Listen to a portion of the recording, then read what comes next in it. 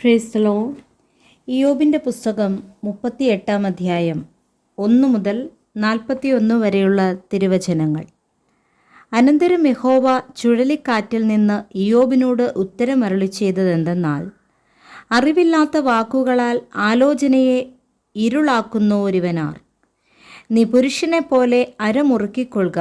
ഞാൻ നിന്നോട് ചോദിക്കും, എന്നോട് ഉത്തരം പറക. ഞാൻ ഭൂമിക്ക് അടിസ്ഥാനമിട്ടപ്പോൾ നീ എവിടെയായിരുന്നു? നിനക്ക് വിവേകമുണ്ടെങ്കിൽ പ്രസ്താവിക്ക. അതിൻ്റെ അളവ് നിയമിച്ചവൻ ആർ? നീ അറിയുന്നുവോ? അല്ല, അതിന് അളവുനൂൽ പിടിച്ചവനാർ? പ്രഭാത നക്ഷത്രങ്ങൾ ഒന്നിച്ച് ഘോഷിച്ചുല്ലസിക്കുകയും ദൈവപുത്രന്മാരെല്ലാം സന്തോഷിച്ചാർക്കുകയും ചെയ്തപ്പോൾ അതിൻ്റെ അടിസ്ഥാനം ഏതിന്മേൽ ഉറപ്പിച്ചു? അല്ല, അതിൻ്റെ മൂലക്കല്ലിട്ടവൻ ആർ? ഗർഭത്തിൽ നിന്ന് എന്ന പോലെ സമുദ്രം ചാടി പുറപ്പെട്ടപ്പോൾ അതിനെ കതകുകളാൽ അടച്ചവൻ ആർ? അന്നു ഞാൻ മേഘത്തെ അതിന് ഉടുപ്പും കൂരിരുളിനെ അതിന് ചുറ്റാടയുമാക്കി. ഞാൻ അതിന് അതിർ നിയമിച്ചു, കതകും ഓടാമ്പലും വെച്ചു. ഇത്രത്തോളം നിനക്കു വരാം, ഇതു കടക്കരുത്, ഇവിടെ നിന്റെ തിരമാലകളുടെ ഗർവം നിലയ്ക്കുമെന്നു കൽപ്പിച്ചു. ഭൂമിയുടെ അറ്റങ്ങളെ പിടിക്കേണ്ടതിനും ദുഷ്ടന്മാരെ അതിൽ നിന്ന് കുടഞ്ഞു കളയേണ്ടതിനും നിന്റെ ജീവകാലത്തൊരിക്കലെങ്കിലും നീ പ്രഭാതത്തിന് കൽപ്പന കൊടുക്കുകയും അരുണോദയത്തിന് സ്ഥലം ആദേശിക്കുകയും ചെയ്തിട്ടുണ്ടോ? അത് മുദ്രയ്ക്കു കീഴിലെ അരക്ക് പോലെ മാറുന്നു, വസ്ത്രം പോലെ ആ സകലം വിളങ്ങി നിൽക്കുന്നു. ദുഷ്ടന്മാർക്ക് വെളിച്ചം മുടങ്ങിപ്പോകുന്നു, ഓങ്ങിയ ഭുജവും ഒടിഞ്ഞു പോകുന്നു. നീ സമുദ്രത്തിൻ്റെ ഉറവുകളോളം ചെന്നിട്ടുണ്ടോ? ആഴിയുടെ ആഴത്തിൽ സഞ്ചരിച്ചിട്ടുണ്ടോ? മരണത്തിൻ്റെ വാതിലുകൾ നിനക്ക് വെളിപ്പെട്ടിട്ടുണ്ടോ? അന്ധതമസിൻ്റെ വാതിലുകളെ നീ കണ്ടിട്ടുണ്ടോ? ഭൂമിയുടെ വിശാലത നീ ഗ്രഹിച്ചിട്ടുണ്ടോ?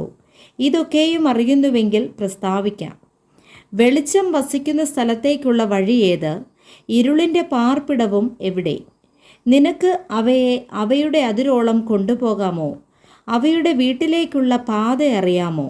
നീ അന്നേ ജനിച്ചിരുന്നുവല്ലോ, നിനക്ക് ആയുസ് ഒട്ടും കുറവല്ലല്ലോ, നീ അത് അറിയാതിരിക്കുമോ? നീ ഹിമത്തിൻ്റെ ഭണ്ഡാരത്തോളം ചെന്നിട്ടുണ്ടോ? കന്മഴയുടെ ഭണ്ഡാരം നീ കണ്ടിട്ടുണ്ടോ?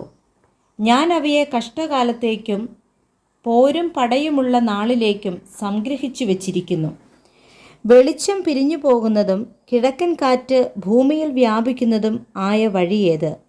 നിർജ്ജനദേശത്തും ആൾപ്പാർപ്പില്ലാത്ത മരുഭൂമിയിലും മഴ പെയ്യിക്കേണ്ടതിനും തരിശും ശൂന്യവുമായ നിലത്തിൻ്റെ ദാഹം തീർക്കേണ്ടതിനും ഇളം പുല്ല് മുളപ്പിക്കേണ്ടതിനും ജലപ്രവാഹത്തിന് ചാലും ഇടിമിന്നലിന് പാതയും വെട്ടിക്കൊടുത്തതാർ? മഴയ്ക്ക് അപ്പനുണ്ടോ? അല്ല, മഞ്ഞുതുള്ളികളെ ജനിപ്പിച്ചതാർ? ആരുടെ ഗർഭത്തിൽ നിന്ന് ഹിമം പുറപ്പെടുന്നു? ആകാശത്തിലെ നീഹാരത്തെ ആർ പ്രസവിക്കുന്നു?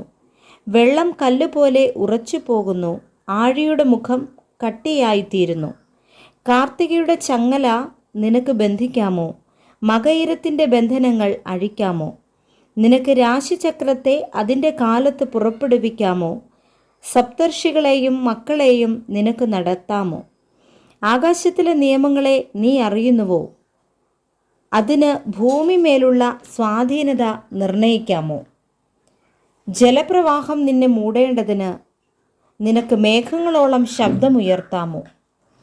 അടിയങ്ങൾ വിടകൊള്ളുന്നു എന്നും നിന്നോട് പറഞ്ഞ് പുറപ്പെടുവാൻ തക്കവണ്ണം നിനക്ക് മിന്നലുകളെ പറഞ്ഞയക്കാമോ? അന്തരംഗത്തിൽ ജ്ഞാനത്തെ വച്ചവനാർ? മനസ്സിന് വിവേകം കൊടുത്തവൻ ആർ? ഉരുക്കി വാർത്തതുപോലെ പൊടി നമ്മിൽ കൂടുമ്പോഴും മൺകട്ട ഒന്നോടൊന്ന് പറ്റിപ്പോകുമ്പോഴും ജ്ഞാനത്താൽ മേഘങ്ങളെ എണ്ണുന്നതാർ? ആകാശത്തിലെ തുരുത്തികളെ ചരിക്കുന്നതാർ? സിംഹങ്ങൾ ഗുഹകളിൽ പതുങ്ങിക്കിടക്കുമ്പോഴും അവ മുറ്റുകാട്ടിൽ പതിയിരിക്കുമ്പോഴും നീ സിംഹിക്ക് ഇര വേട്ടയാടി കൊടുക്കുമോ? ബാലസിംഹങ്ങളുടെ വിശപ്പടക്കുമോ? കാക്കക്കുഞ്ഞുങ്ങൾ ഇര കിട്ടാതെ ഉഴന്ന് ദൈവത്തോട് നിലവിളിക്കുമ്പോൾ അതിന് തീനെത്തിച്ച് കൊടുക്കുന്നതാർ? വായിച്ച തിരുവചനങ്ങളാൽ കർത്താവ് നമ്മെ സമൃദ്ധമായി അനുഗ്രഹിക്കുമാറാകട്ടെ. ആമേൻ.